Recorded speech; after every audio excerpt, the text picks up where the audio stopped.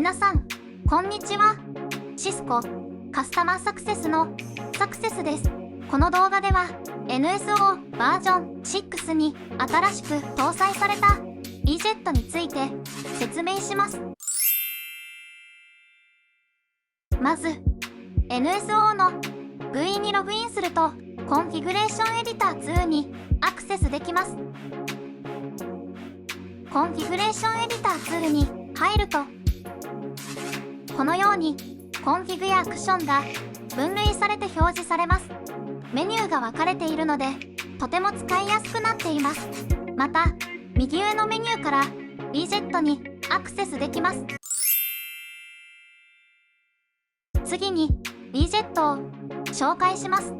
EJET を使うとこのように RESTconf のパスを自動で生成することができます。そのためコピペだけで RESTconf API を使うことができます。例えばこのアドレスのパスをコピーします。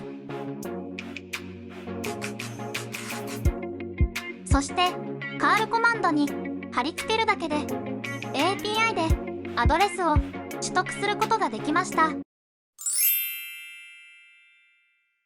EJET を使うと他にも様々な形式でパスを取得できます。XML、NetConf、JSON など様々な形式に対応しています。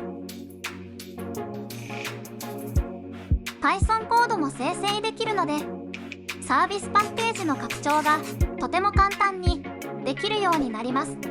ぜひ NSO バージョン6の GUI をお試しください。